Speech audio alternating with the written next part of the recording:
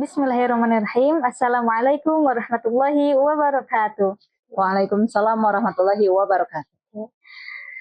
Kembali lagi dengan saya Anissa Fauziani Soliha dan selamat datang di podcast Ruang Nalar STIT At-Taqwa Ciparai, Bandung.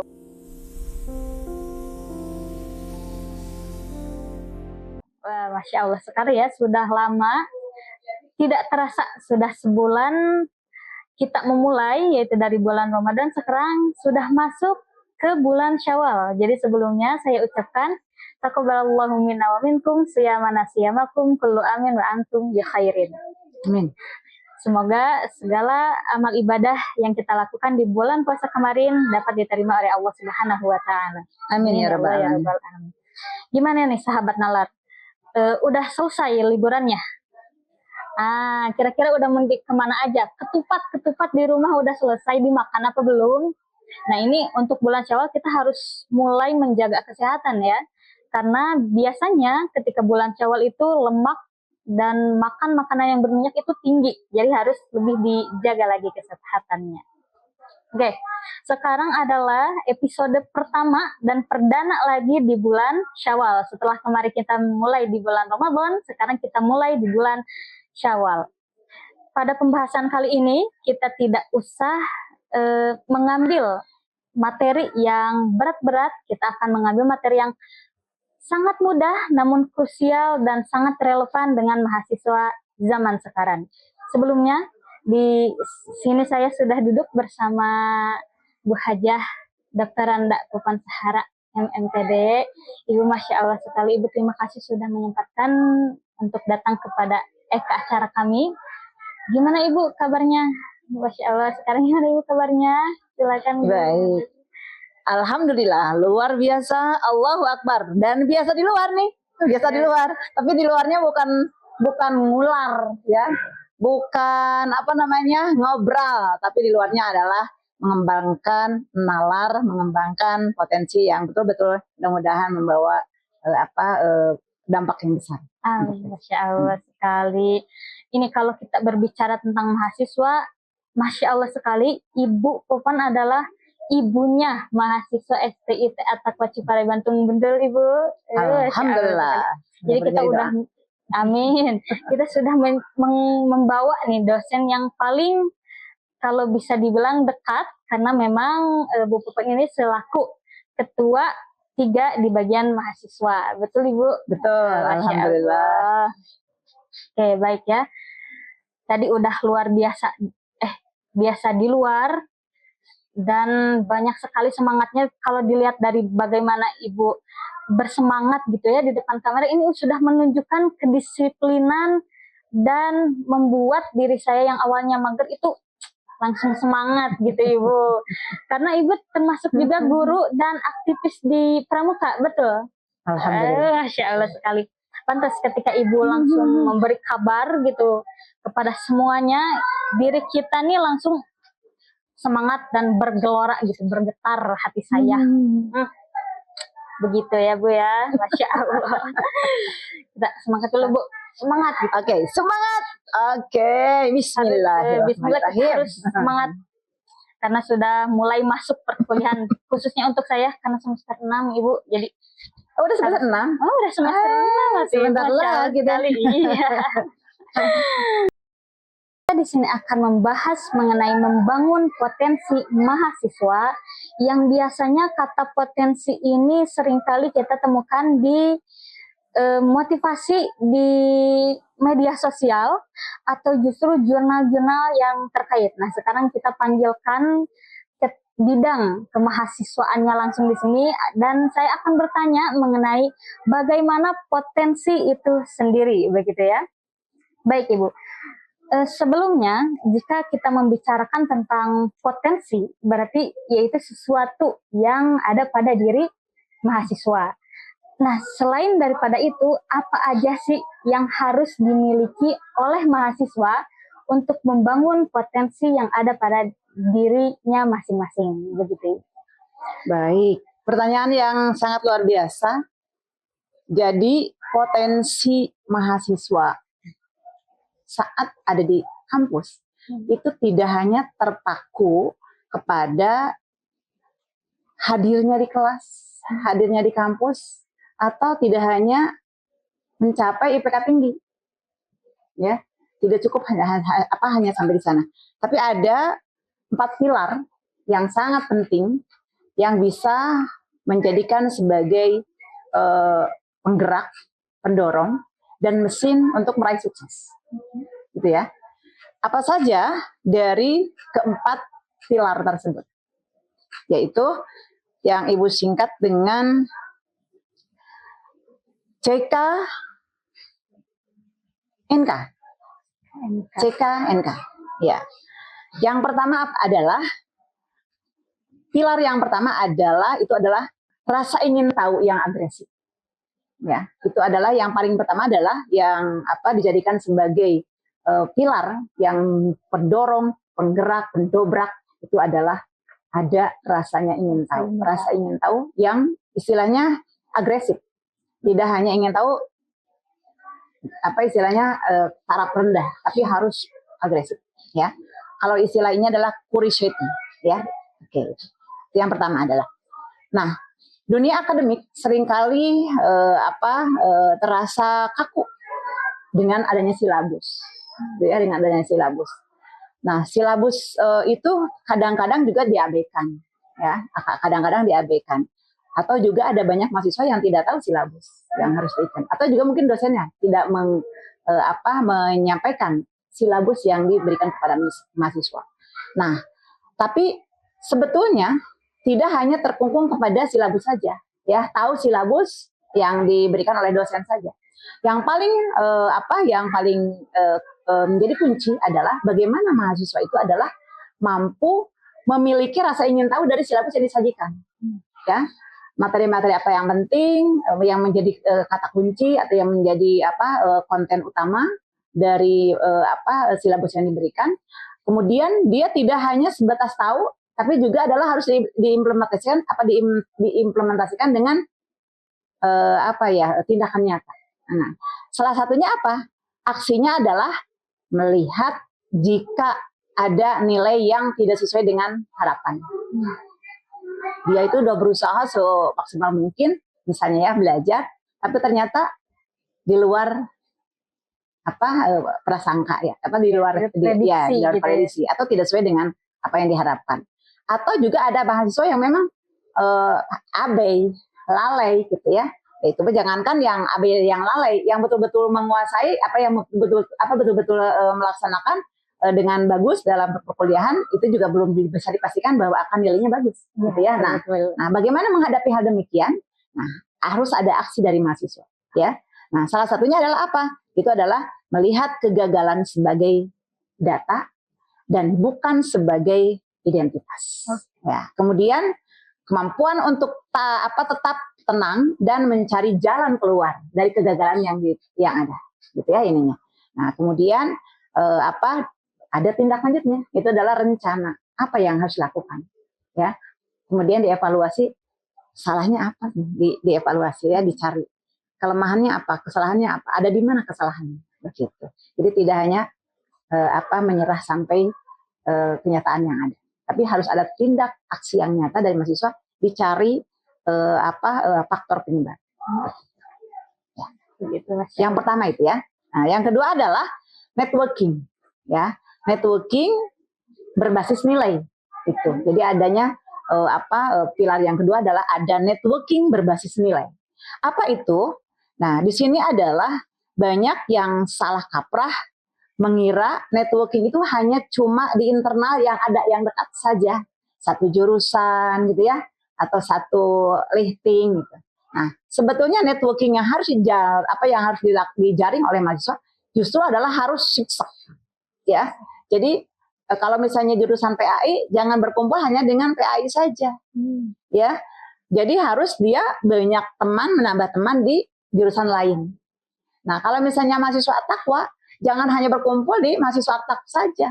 Harusnya dia mengadakan jaring networking dengan mahasiswa luar, gitu ya ininya. Jadi ayo dikembangkan jaringannya supaya apa? Supaya kita tidak hanya ngembrek di internal, gitu. Jadi terbatas hanya asap pinter di jago kandang istilahnya ya gitu. Nah, Betul. jadi harusnya kita mengadakan hubungan atau jaringan melebarkan sayap, menyambungkan tali temalinya dengan dengan berbagai kalangan gitu ya. Jadi tidak hanya internal terkungkung di dalam kampus kita aja atau di dalam satu jurusan saja. Itu ya, networking yang sifatnya adalah berbasis nilai. Kemudian yang ke berapa tadi? Yang ketiga adalah kecerdasan adaptasi, ya, kecerdasan adaptif, di mana kalau istilah itu adalah di mana bumi dipijak, di situ langit dijunjung, ya. Nah, jadi mahasiswa itu adalah harus mampu beradaptasi dengan siapa yang dihadapi, ya, dengan siapa dia berteman, lalu apa yang harus dilakukan, tugas apa yang harus dilaksanakan, itu dia harus adaptasi dengan lingkungan. Apabila mahasiswa baru kemudian susah untuk beradaptasi, susah juga dia untuk mendapatkan yang tadi potensi, mengembangkan potensinya ya. Jadi dia harus punya giroh adaptasi dengan lingkungan. Bagaimana caranya? Itu adalah dengan nanti kita akan ke depan ada kuncinya ya ini. Ada kunci sukses yang Ibu berikan. Kemudian yang keempat adalah keberanian untuk keluar dari zona nyaman. Nah, itu ya. Jadi yang keempat adalah keberanian untuk keluar dari zona nyaman. Sebab apa? Potensi itu adalah ibarat otot. Ya, ibarat otot, ia tidak akan membesar kalau ia tidak bergerak. Kalau dia tidak bekerja. Nah, gitu ya. Mau keluar si otot nate. Berarti diolahragakeun gitu ya, semacam gitu tah. Jadi kita harus berani keluar dari zona nyaman mahasiswa. Ini ya. Kemudian artinya apa? Mahasiswa tidak boleh hanya kupu-kupu. Kuliah pulang. Nah, itu ya. Jadi mahasiswa itu harus keluar dari situ, jangan hanya begitu aja. Dan saya Mas nyaman di situ. Nggak boleh, tidak hanya begitu. Justru mahasiswa adalah harus ada banyak kegiatan. Ya, ada banyak cakap, ada banyak kemampuan, ada banyak pengalaman gitu. Jadi tidak hanya istilahnya nyaman di situ saja. Gitu ya ininya. Jadi 4 pilar itulah yang menurut Ibu adalah sangat penting dimiliki oleh mahasiswa untuk apa? Mengembangkan potensi diri mahasiswa itu sendiri gitu ya. Masya Allah sekali, menarik sekali jawabannya. Dan tadi ada sedikit yang sangat berkesan bagi saya Ibu, yaitu melihat kegagalan sebagai data, bukan sebagai identitas. Ini sangat-sangat membantu supaya kita itu tidak stuck di situ saja, tidak menganggap bahwa diri kita itu ternyata tidak bisa memiliki potensi, begitu ya Bu. Jadi kalau tadi dilihat dari 4, yang pertama itu ada rasa ingin tahu, jadi mahasiswa harus punya rasa ingin tahu. Yang kedua yaitu networking gitu ya Bu, membangun relasi mungkinnya, jadi banyak sekali ya. Kalau kita bersilaturahmi gitu ya, kalau dalam Islam. Betul, iya. Terus yang ketiga kecerdasan adaptasi begitu ya, karena kalau tidak beradaptasi susah juga. Ya, untuk terus mengembangkan potensi yang ada. Iya, terus yang terakhir yaitu keberanian untuk keluar dari zona nyaman. Ini Masya Allah sekali. Teman-teman harus menonton karena ini sangat-sangat membantu kita untuk tetap bertahan di perkuliahan yang mungkin agak sulit arahnya kemana begitu ya Bu. Masya Allah sekali. Nah, kalau tadi kita membicarakan tentang potensinya, sekarang Nisa akan sedikit menyinggung mengenai kampusnya Ibu.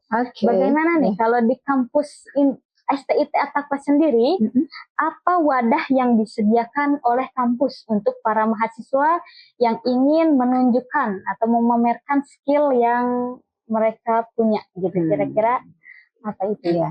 Baik, jadi sebetulnya kampus itu idealnya memang menyediakan wadah yang sangat variatif, ya, yang sangat mampu mewadahi bakat minat mahasiswa, ya. Namun kondisi itu, ya, tuntutan itu, harapan itu adalah disesuaikan dengan kemampuan masing-masing kampus itu ini. Karena apa? Karena kampus itu istilahnya merupakan kancah, ya, merupakan istilahnya wajan yang seharusnya mampu mengolah, menggodok, memanage mahasiswa sehingga potensi mahasiswa yang dimiliki oleh mereka yang tersembunyi, yang di rumahnya adalah belum apa istilahnya bisa dikembangkan, bisa diberdayakan, di kampus harusnya bisa gitu ya, di kampus, karena sesuai dengan pertumbuhan dan perkembangan. Berbeda dengan anak TK, SD, SMP, kalau mahasiswa udah brainnya udah sangat harus berkembang ya, itu harus dikembangkan. Nah, di kampus kita ini sebetulnya ada ya, di berbagai wadah yang disediakan. Salah satunya adalah ada unit kegiatan mahasiswa ya, atau UKM ya ini ya. Nah, ini adalah wadah paling umum dan fundamental yang bisa dimanfaatkan oleh mahasiswa. Itu ya ininya. Karena apa? Karena di sini mahasiswa bisa berkreasi mulai dari seni ya, seni budaya, atau juga olahraga misalnya, atau misalnya kesenian, kemudian juga ada akademik gitu ya, atau misalnya kewirausahaan dan sebagainya. Itu sebetulnya bisa dikembangkan dan mahasiswa harusnya memanfaatkannya ya itu. Nah, kemudian ada BEM ya. Apa tuh BEM? Kalau Badan Eksekutif Mahasiswa. Nah ya ada DEMA ya, DEMA ya di sini. Ya, dan itu adalah juga merupakan sama wadah yang bisa dimanfaatkan oleh mahasiswa, tidak terbatas kepada jurusan apapun sebetulnya bisa berkiprah di situ ya. Kemudian selain BEM juga ada HIMA, himpunan mahasiswa. Himpunan mahasiswa itu bisa yang sifatnya internal maupun eksternal, seperti himpunan mahasiswa Islam ya, HMI, bisa dikembangkan di kampus, atau HMM, himpunan mahasiswa Muhammadiyah ya. Ada juga mungkin himpunan mahasiswa lain yang memang bisa dikembangkan di kampus ya, di kampus itu. Kalau di sini di At-Taqwa kalau nggak salah HMI ada ya, dikembangkan aktif mereka ini.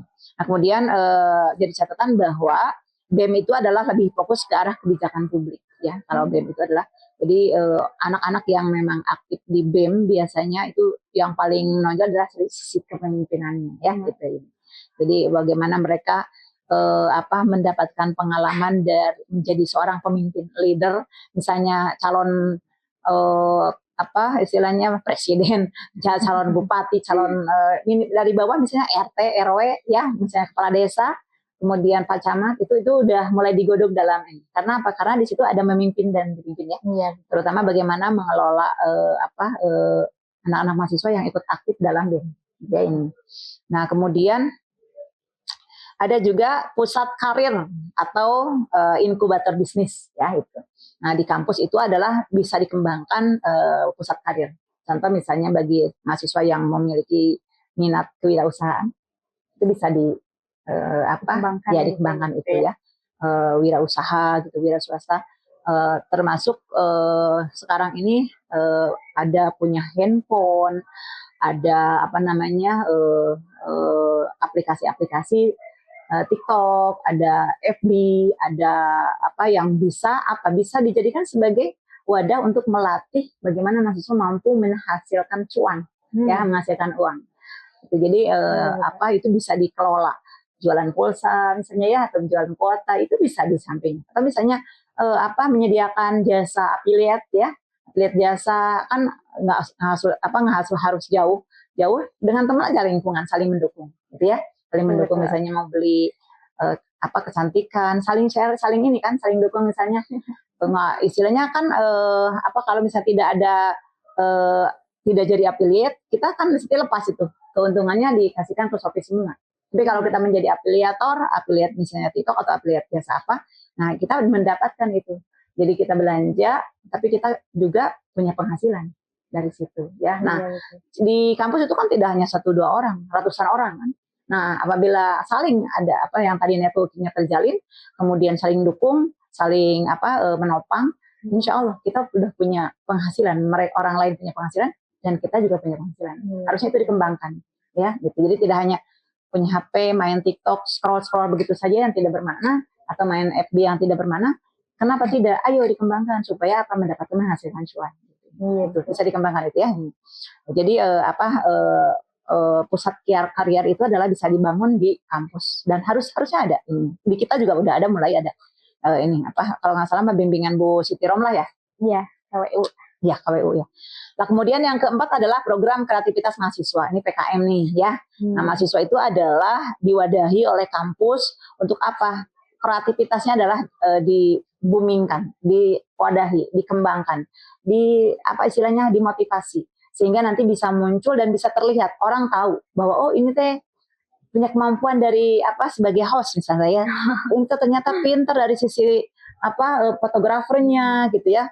Bisa bisa melahirkan atau bisa mendapatkan membuat satu karya yang bisa di publik, ditonton orang-orang banyak. Nah, itu dari mana? Dari program kreativitas mahasiswa ya ini. Nah, ini pun merupakan yang wadah yang sangat bergengsi. Dan itu adalah bisa sampai bukan lagi di lokal tapi bisa sampai ke nasional dan internasional. Gitu ya ini. Itu adalah bisa sampai ke pekan ilmiah mahasiswa nasional misalnya ya gitu. Atau misalnya kita punya kreativitas kemudian di publik, kemudian orang ini seantero jaga tahu oh apa yang punya kemampuan mahasiswanya ini. Itu adalah bisa dikembangkan ya ini. Nah, kemudian yang berikutnya adalah ada media kampus. Kita punya media kampus melalui bisa berbentuk majalah, bisa berbentuk menjadi ya, bisa begitu sekarang mading gitu. Atau juga sekarang yang kita punya misalnya ya, ini adalah ini podcast. Podcast kita ya ini. Jadi ini adalah merupakan juga media kampus ya. Media kampus. Jadi mudah-mudahan mahasiswa semua bisa nonton nih. Tidak boleh tidak tahu gitu ya. Tidak boleh tidak tahu, dosen, mahasiswa, dan itu adalah bisa nanti saling mengenal, kait mengkait. Misalnya punya teman kan biasanya terhubung ya begitu. Jadi akan bermanfaat begitu. Kemudian yang terakhir adalah organisasi pramuka. Ya di kampus itu adalah ada organisasi pramuka yang memang mewadahi mahasiswa, dan organisasi pramuka itu adalah dikatakan sebagai atau dinobatkan sebagai yang tadi Ibu katakan adalah penggodok kawah candra di muka. Ya. Jadi mahasiswa itu adalah akan digodok di dalam gerakan pramuka untuk apa? Untuk mengembangkan karakter ya, pengembangan karakter yang kuncinya adalah menghayati, mengamalkan dan melaksanakan Trisatya dan Dasadharma. Ya, Trisatya dan Dasadharma. Jadi pada saat mahasiswa tahu, kemudian mahasiswa memahami dan mengamalkan Trisatya dan Dasadharma, insya Allah itu karakternya akan dikembangkan secara komprehensif, begitu ya. Insya Allah sekali. Wah, ini mendengar penjelasan Ibu tadi, rasanya sayang sekali ya jika ada mahasiswa yang memiliki potensi, namun malu-malu untuk menunjukkan skillnya, karena ternyata di kampus kita sendiri sejatinya sudah ada wadahnya, tinggal diisi. Nah, yang isi ini otomatis dari mahasiswanya, dosennya, dan lain sebagainya. Ini sayang sekali karena tadi penjelasannya amat sangat panjang dan banyak, harusnya bisa menjadi salah satu cara untuk mensyiarkan kampus At-Taqwa bisa menjadi lebih baik lagi, begitu ya. Masya Allah sekali. Baik Ibu, karena kalau tadi udah mendengar penjelasan Ibu yang sangat amat panjang tadi, terus kebetulan sebelumnya kita ini sempat berlibur dulu ya Ibu, bahkan bukan seminggu, mungkin sampai 2 minggu, bahkan sebelumnya lebih ya, udah libur sebelumnya. Liburnya juga 1 bulan, 2 bulan. Tapi rasanya masih kurang ya. Ini kalau dilihat dari semangat itu adalah senjata gitu ya, udah tumpul berkarat kayaknya sama Ibu. Jadi harusnya dari Ibu sendiri gimana tips and triknya untuk membangun semangat mahasiswa dan bisa gitu mengembangkan potensinya masing-masing. Ya, baik. Buat kalian cintaku, sayangku, para mahasiswaku. Nah, setelah berlibur lama ya, ayo bangun. Move on, kembali ke kampus. Ya. Ibu akan kasih trik untuk supaya kalian tidak tidur terus ya. Baik, supaya mahasiswa tidak tidur terus. Ini ada aturan yang disebut dengan 5 menit. Ya, mudah saja. 5 menit nih, 5 menit saja. 5 menit saja. Oke ya. Baik. Baik ya, seringkali yang bikin kita malas itu adalah bukan tugasnya, tapi bayangan betapa beratnya tugas itu. Jadi sebetulnya bukan real tugasnya, tapi sebelum apa-apa udah terbayang. Iya, betul sekali. Gitu ya, gitu. Nah, itu ya. Nah, jadi kuncinya adalah sisa atau sediakan waktu 5 menit ya. 5 menit. Jadi paksakan diri kita. Ya, paksakan dirimu mahasiswa, wahai mahasiswa, 5 menit saja, ya, 5 menit saja untuk apa? Untuk mengerjakan, memulai sesuatu. Ya, memulai sesuatu. Contoh misalnya membereskan buku, ya, membereskan buku yang terkait dengan persiapan kuliah, membereskan baju, ya, yang membereskan baju, membereskan tempat belajar, membereskan alat-alat yang akan nanti misalnya dibutuhkan di kuliah, ya.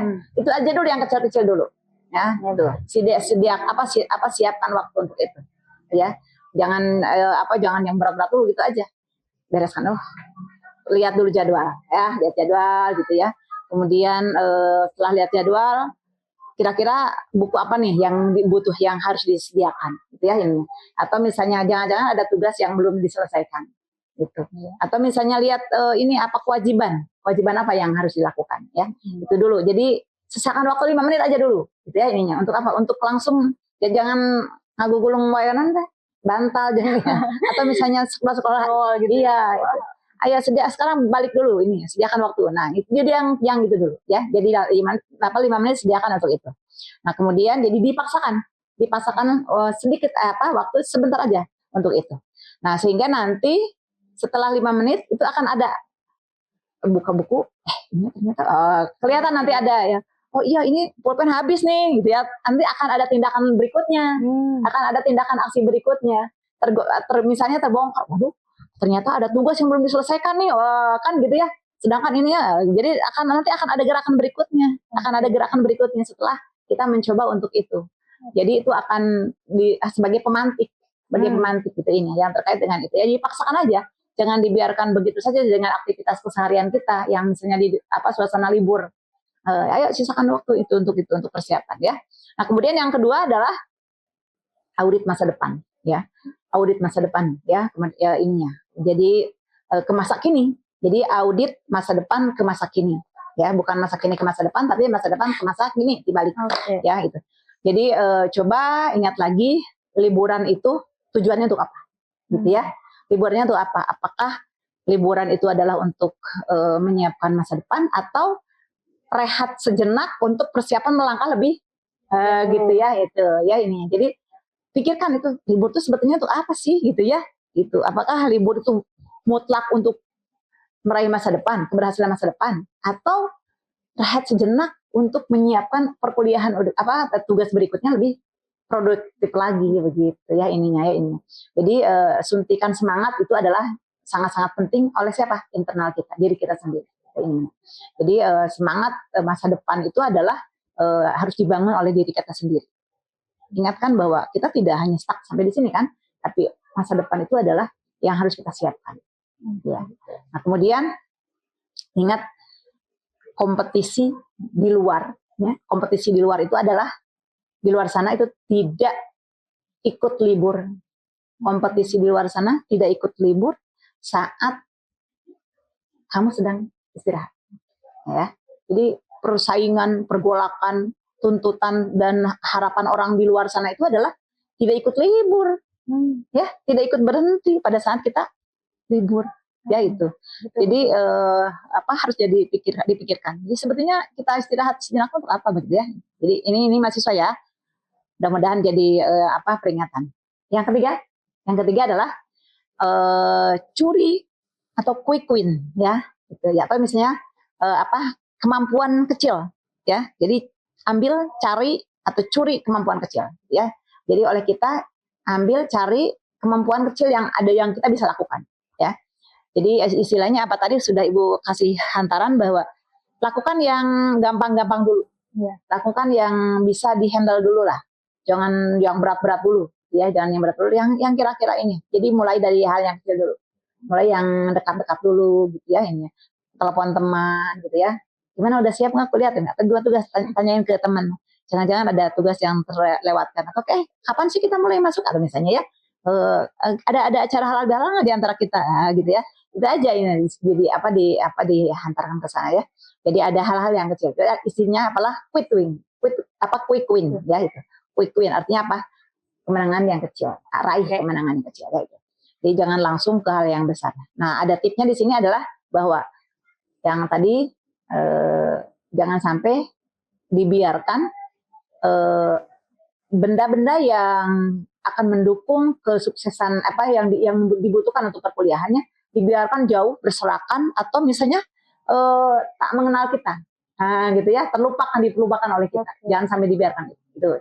Jadi harus kita, kalau buku kita sayangi lagi. Kalau misalnya sudah mulai habis ya beri yang baru ya, misalnya untuk catatan, atau misalnya pulpen yang sudah tidak ada yang dibutuhkan ya cari dilengkapi lagi. Ya itu ya. Yang berikutnya adalah sosial momentum ya.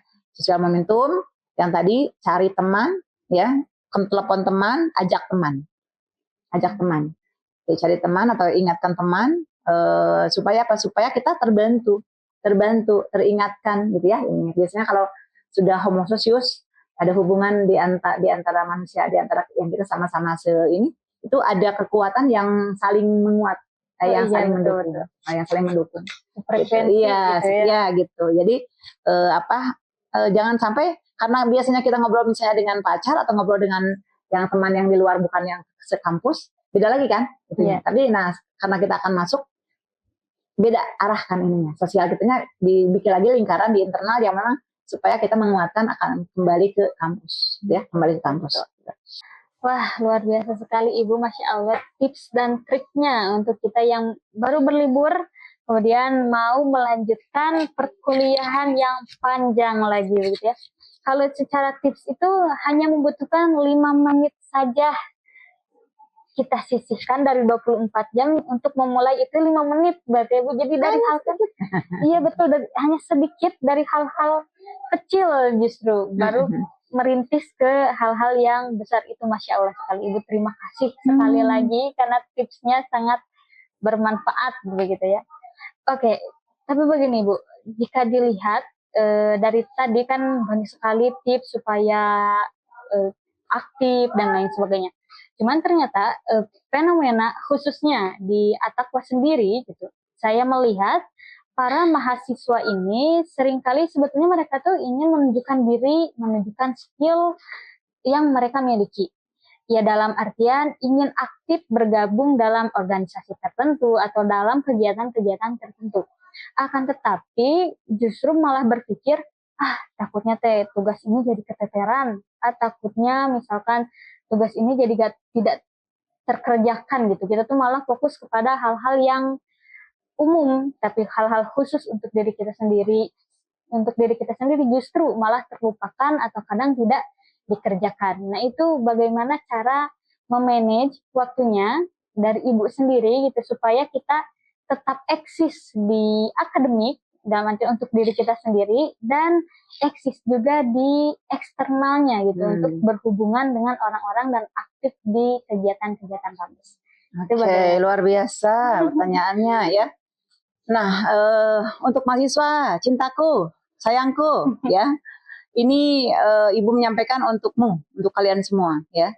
Jadi sebenarnya perbandingan aktivitas di organisasi dan di akademik itu bukan misalnya harus seimbang antara misalnya 50 di organisasi, 50% di mana? Di akademik. Bukan itu, ya. Tapi yang paling penting adalah pertimbangan prioritas, ya. Itu. Yang paling penting itu adalah prioritas dan energi, gitu ya ininya. Jadi seberapa penting ya kita memilih organisasi pada suatu saat dan seberapa penting kita mengutamakan akademik di saat tertentu. Itu ya ininya. Jadi itu yang harus jadi pertimbangan. Kalau misalnya saatnya adalah misalnya 75% adalah harus di organisasi, ya fokuskan gitu ya.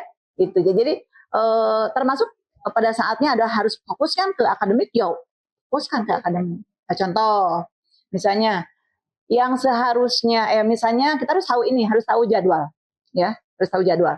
Jadwal misalnya ujian praktek atau ujian UTS atau ujian AS, kapan? Kasih agenda. Oh, ya bulan ini tanggal segini, ini misalnya UTS, tanggal segini adalah UAS, tanggal segini ada ujian praktek misalnya. Harus itu diagendakan. Nah ya, nah kalau sudah tahu agenda, tinggal nanti organisasi. Ya, organisasi. Nah, organisasi mana yang kira-kira bisa kita laksanakan. Pada saatnya kita sudah harusnya UTS, jangan sampai kita mengabaikan UTS, mau mengutamakan organisasi. Oke, jadi prioritaskan dulu ini sekarang saat UTS. Mohon maaf, saya tidak bisa di sini. Ya, karena saya sedang ini, ya, gitu. Jadi organisasi yang saya apa sih apa ya istilahnya akan ramah dengan kondisi dari si aktivis itu, ya itu. Jadi harus tahu kita harus punya agendanya, apa jadwalnya yang memang tercatat, kemudian jelas dan kita ingat gitu bahwa ini adalah jadwal UTS. Saya punya tugas untuk praktek, saya punya tugas untuk penyajian makalah. Nah itu. Jadi fokus mana yang kira-kira prioritas. Itu di sini ya yang penting mahasiswa. Jadi bukan ada pokoknya 50% ini organisasi, 50% untuk enggak. Lihat dulu prioritas dan energi. Mana yang kira-kira produktifnya untuk saya. Gitu ya ininya. Mana yang kira-kira memiliki yang harus saya fokuskan energi saya untuk sini. Itu ininya. Itu ya. Jadi kuncinya adalah di sana. Walaupun kenapa? Karena banyak mahasiswa yang aktif ya, aktif di berbagai kok akademiknya tinggi, kok akademiknya juga pinter bagus nilainya. Karena dia tahu prioritas itu ya.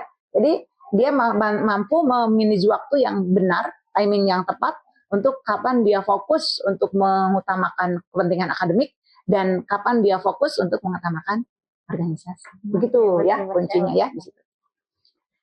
Begitu.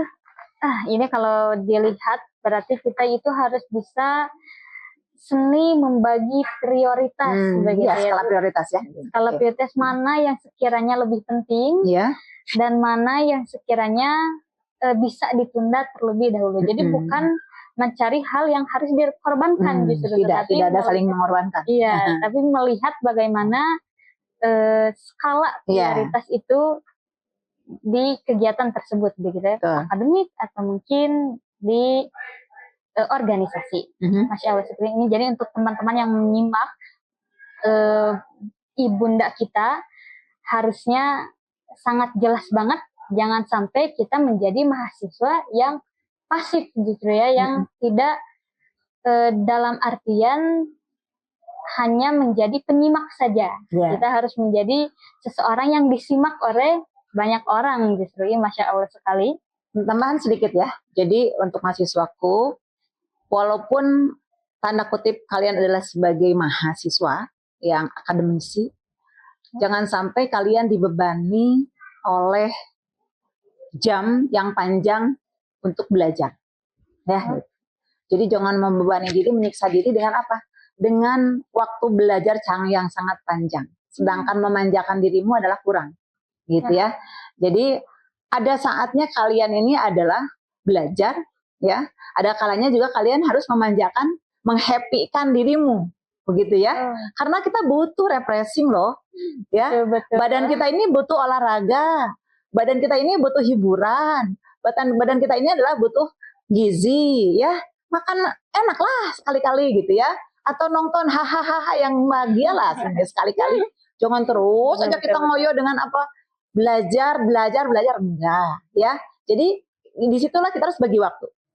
Kapan waktunya kita adalah harus belajar, kapan waktunya untuk memanjakan diri, kapan waktunya adalah kita untuk menghappykan diri kita. Begitu ya ini ya. Ini Masya Allah sekali. Jadi justru kita tuh tidak, ya jangan sampai menyiksa diri sendiri dan membebankan harus belajar lulus. Salah banget itu kalau begitu. Jadi salah satunya itu harus nonton ternyata. Jadi untuk mahasiswa yang sering nonton drakor, scroll, silakan manjakan dirimu. Ya, tapi jangan terus-terusan ayo manja. Terus-terusan nonton menghabiskan waktu jangan gitu lah. Ya. Masya Allah sekali. Jadi agak sedikit terbuka Ibu. Jadi karena kan awalnya saya berpikir tuh, wah semester 6. Wah ini mah kalau nggak fokus bisa selamat dan lain sebagainya. Ternyata justru poin pentingnya di situ ya, membagi prioritas dan jangan sampai membebankan diri sendiri. Ya Masya Allah sekali, terima kasih Terima kasih Ibu tipsnya. Pokoknya 1000 jempol buat Ibu. Nanti punya utang ya. Sekarang baru 2 jempolnya. Iya, kan nanti mahasiswa saya panggil juga. Oke, ya ini tidak terasa ya karena kita itu termasuk podcast yang sangat cepat menurut saya Bu, karena pembahasannya sangat seru sekali, Masya Allah. Jadi ini udah mau selesai dan saya sebagai perwakilan mahasiswa akan bertanya secara personal kepada Ibu. Sebelumnya apa sih harapan Ibu kepada mahasiswa STIP At-Taqwa Ciparai Bandung? Oke, baik. Harapan Ibu selaku dosen, selaku orang tua, selaku ketua gugus depan Pramuka Putri, selaku wakil Puket bidang kemahasiswaan. Jadi banyak banget ya, itu banyak banget yang diharapkan dari jabatan itu dari mahasiswa untuk mahasiswa. Yang paling utama dari sekian harapan itu adalah harus diingat bahwa kualitas masa depan adalah disiplin akademik kali efektivitas, ya, disiplin akademik kali efektivitas organisasi ditambah konsistensi, ya, itu rumusnya. Jadi disiplin akademik kali efektivitas organisasi ditambah eksistensi, itu adalah kualitas masa depan, ya, itunya. Jadi tinggal nanti kalian rumus tersebut diterapkan, diimplementasikan dalam kenyataannya, ya. Ingat bahwa organisasi itu adalah tempat simulasi dunia kerja, ya. Jadi organisasi itu adalah simulasi dunia kerja. Nah, di organisasi banyak hal, banyak pengalaman, banyak kejadian, mungkin juga baik manis maupun pahit yang bisa diraih, yang bisa dirasakan oleh mahasiswa. Kalau mahasiswa itu adalah terjun di organisasi, ya. Oleh karenanya maka gunakan organisasi sebaik mungkin, ya, sebaik mungkin. Kemudian manfaatkan organisasi karena tidak akan datang 2 kali nanti. Kalian udah keluar dari mahasiswa ya, udah bukan lagi waktunya, ya. Kalian udah jadi pekerja nanti, udah di luar, ya. Bukan lagi semua simulator kayak gitu ininya. Nah, kemudian jangan sampai kalian mengejar nilai tinggi sementara kompetensi dari sisi rohaninya kurang, gitu ya. Jadi ngejar-ngejar nilai sementara dari sisi kejujuran, ya, dari sisi kejujuran, kemudian solidaritas teman dihilangkan, dilabrak, gitu ya, dilabrak. Nah, jangan sampai itu, ya, ini. Jadi kalian harus mampu ingat dengan bil hikmah wal mau'idotil hasan, gitu ya. Jadi mahasiswa Ibu adalah yang diharapkan adalah mampu menjadi lulusan yang bisa menempatkan diri, beraksi, kemudian mengeksekusi sesuatu hal dengan cara apa? Bil hikmah wal mau'idotil hasan. Jadi harus adanya hasil yang sayina herang laukna beunang. Nah, gitu ya. Jadi untuk apa? Anfa umum dinas nantinya. Jadi tidak istilahnya kajenting lain kadupak karumpak sakit hati dan lain sebagainya demi saya istilahnya keberhasilan saya sendiri, tidak. Ya, yang Ibu yang berharapkan adalah yang tadi. Kalian beraksi, kemudian kalian mengeksekusi sesuatu hal dengan cara bil hikmah wal mau'idotil hasan. Gitu ya. Nah, kemudian yang kedua adalah punya tanggung jawab. Ya, tanggung jawab kalian yang Ibu harapkan adalah memiliki tanggung jawab akademik, kemudian juga memiliki tanggung jawab organisasi dan memiliki tanggung jawab pekerjaan. Ya, gitu. Jadi kalian nanti karena apa? Tuntutannya itu. Jadi dari organisasi yang kalian sekarang ikuti, kemudian juga kalian punya tanggung jawab dari sisi akademik, harus lulus, tidak hanya berhasil di organisasi saja, tapi harus lulus akademiknya, jadi sarjana, kemudian juga nanti yang di akhirnya adalah punya progres pekerjaan, ya, itu yang menghasilkan, kerjaan yang menghasilkan. Ya, Masya Allah sekali tadi harapan Ibu selakunya banyak banget tadi, Masya Allah. Ya, Ibu, Masya Allah sekali ya, selakunya ternyata jika disebut orang penting atau ya Bu ya. Oke, gini. Ternyata kalau tadi itu menurut Ibu sendiri dan harapannya kepada mahasiswa IPA Takwa Ciparai Bandung ini justru menjadi pribadi yang tidak hanya mengejar nilai akademik saja, tapi jadi khairun nas anfa'uhum linnas. Jadi manusia yang bermanfaat baik ketika di kampus atau nanti keluar bermasyarakat begitu ya. Dan satu lagi Ibu pertanyaannya, ini sebagai segmen penutup ya. Jika satu nilai dari Dasar Dharma Pramuka yang paling relevan untuk mahasiswa, kira-kira apa Ibu yang mau dititipkan? Jadi ini kaitan dengan Satya dan Dharma ya? Iya. Jadi gerakan Pramuka punya kunci yang sangat fundamental, itu adalah adanya Trisatya dan Dasa Dharma. Kalau ditanya satu persatu, sebetulnya itu adalah saling terpisah ya. Yang dalam Dasa Dharma itu adalah merupakan satu kesatuan. Jadi 10 Dasa Dharma itu adalah memang mestinya mahasiswa itu adalah memiliki, atau anggota pramuka itu adalah memiliki dan merasakan serta mengimplementasikan, mengetahui, memahami, mengamalkan dan melaksanakan. Itu harusnya begitu ya. Jadi kalau misalnya hanya satu saja gitu ya, satu saja sebetulnya istilahnya masih belum sempurna ya. Nah, tapi kalau misalnya ditanya memang minimal satu aja, kita ini adalah kepada yang pertama. Jadi dasar yang pertama adalah takwa kepada Tuhan Yang Maha Esa. Apabila mahasiswa itu adalah bertakwa kepada Tuhan Yang Maha Esa, maka akan bersinergi ke yang lainnya, ya, ke 9 dasar dharma. Dia akan mencintai, ya, mencintai karena Allah, ya, mencintainya karena Allah. Kemudian dia akan bertanggung jawab, yang ketiga takwa pada Tuhan Yang Maha Esa, cinta lain kasih yang semangat, patriot yang sopan. Dia akan melakukan pekerjaan atau sesuatu dari ucapan, pikiran, perkataannya akan tidak keluar dari aturan-aturan ilahi ini. Dan sampai kepada yang terakhir, suci dalam pikiran, perkataan, dan perbuatan. Jadi pikirannya akan bernuansa ilahi. Kemudian perkataannya juga akan keluar nur cahaya ilahi, ya, gitu yang disampaikan. Kemudian perbuatannya pun sama, akan dihiasi dengan perilaku akhlak mulia yang memang tidak keluar dari ketentuan Allah Subhanahu wa Ta'ala. Ya. Intinya adalah integrasi adab dan ilmu itu adalah sudah terkandung di sana. Masya Allah sekali. Berarti lagi-lagi yaitu tentang karakter yang bertakwa kepada Allah, karena nantinya merembet gitu ya Bu kepada semua poin-poin yang ada di dasar Dharma. Ya, Masya Allah sekali. Jadi poin pentingnya kembali lagi kekuatan spiritual atau karakter Islami yang harus kita pegang betul-betul begitu ya Bu. Ya, Masya Allah sekali. Baik teman-teman sobat nalar sekalian, obrolan kita dengan Ibu Doktoranda Hajah Popon Sahara MPD ini sangat berharga sekali. Dari segmen pertama hingga tadi terakhir itu semuanya sangat relevan dengan kebutuhan mahasiswa STIT Takwa Ciparai Bandung.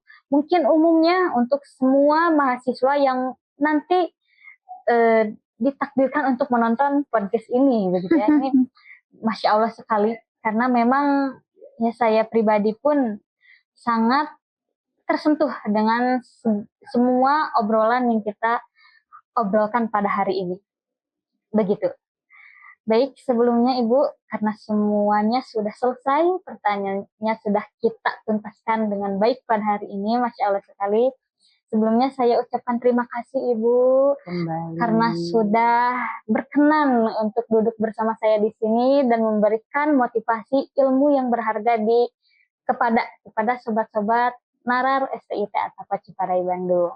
Dan sebelumnya saya juga meminta maaf Ibu atas persiapan yang mungkin kurang dalam berbagai hal. Semoga kedepannya kita bisa menjadi lebih baik lagi. Amin. Mohon didoakan terus Ibu. Baik, sama-sama. Ibu juga mohon maaf karena tadi waktunya tidak tepat sesuai dengan permintaan, sesuai dengan jadwal. Kemudian yang kedua ya juga ya kembali ke kemampuan Ibu, keterbatasan Ibu.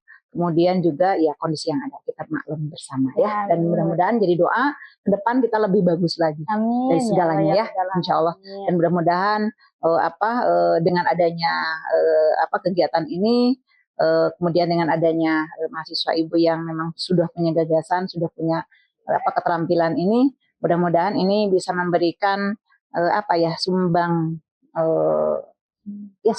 sumbangan untuk apa? Untuk meningkatkan kualitas dan kuantitas daripada kampus kita ya. Amin ya Allah. Jadi mudah-mudahan dari sisi jumlah kita lebih banyak, dari sisi kualitas kita lebih bermutu ya, itu mudah-mudahan. Terima kasih Ibu, semoga sehat selalu. Amin. Agar bisa terus membimbing kita hingga sukses nanti. Amin ya Allah. Oke.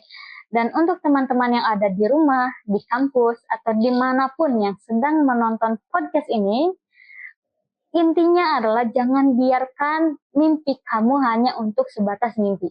Bangun, kejar, dan wujudkan mimpi tersebut. Karena kalau kita hanya bermimpi saja, itu sayang sekali.